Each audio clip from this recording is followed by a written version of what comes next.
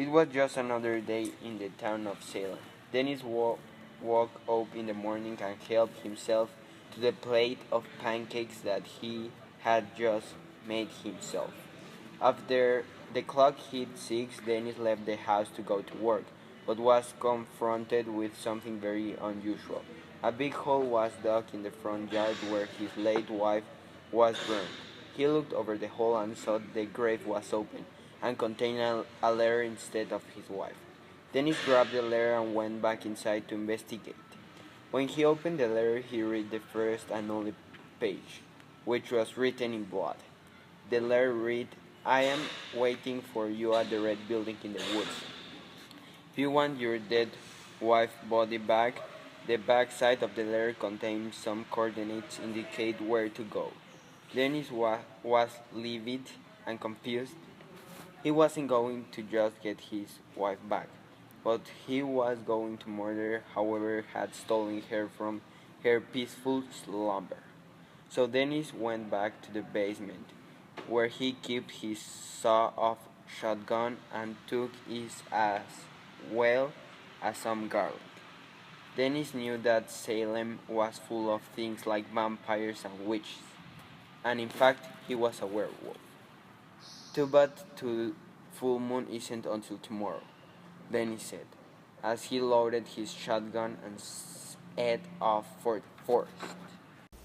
After driving for a long while, Dennis finally made it to the coordinates, where he found a large mansion made out of red brick. As he surveyed the area, he noticed a graveyard in the distance, where all of the coffins had been placed above the ground. Dennis couldn't see anything else, but it was late in the night and trees were everywhere, and so he decided to investigate the house. As he approached the huge mansion, he couldn't help but feel that he was being watched.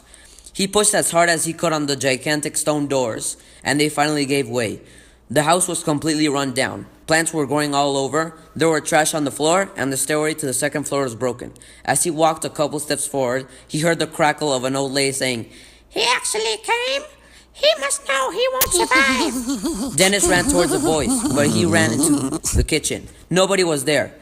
As he frantically searched the room, a male voice called him to somewhere he wasn't sure of, saying, "Come to the third room on the second floor. That's where we keep all of the bodies." And the woman's laugh came again. So Dennis went up to the room, clenching his shotgun with a very tight grip. When he stumbled upon the room, he saw a very disturbing sight. Bodies were everywhere. They were all completely white, like there was no blood left in them. And they were all completely dismembered. As he walked around, he stumbled upon a head that was familiar to him. As he stared upon the cut and bruised face, he realized it was his wife. At this moment, Dennis heard the woman talking again, but this time it wasn't even English, but something foreign to him. He looked behind his back and saw a woman. Dennis wanted to do something, but he couldn't. His body was being controlled. All Dennis could do was look at the woman, as she kept mumbling to herself, staring right back at him. Just then, a man walked into the room. "I see you've met my wife. I can't believe that you actually fell for the trick. You came here all alone. Now I can steal your blood and leave you here with the others, and nobody will ever know, since you leapt into the middle of the forest and didn't even call anybody." The man then stuck his razor-sharp teeth into Dennis's neck, and Dennis fainted. But Dennis woke up.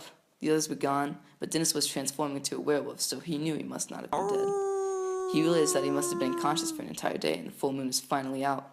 So Dennis searched the house, seeking his revenge, and found that the two were in the highest tower of the house. "So you're a werewolf, Dennis. That explains the odd taste of your blood," said the vampire. The woman started murmuring again, and Dennis didn't think of anything of it until the footsteps coming from behind him got louder. Dennis turned around and saw that the bodies from before were now running towards him. "Oh, she can talk to the dead," said the vampire. The zombies then overpowered Dennis, and although he put up a big fight trying to take them all down, they finally slashed at him until he could not take any more, and he lost so much blood that he fell unconscious. Dennis woke up, but he was no longer in the house, but instead under it. "This is my cellar, Dennis. This is where I keep all my pets, like you. You will stay here for eternity, since we are both immortal. Goodbye, Dennis. Oh, and try not to have too much fun, because you know how much fun sellers can be.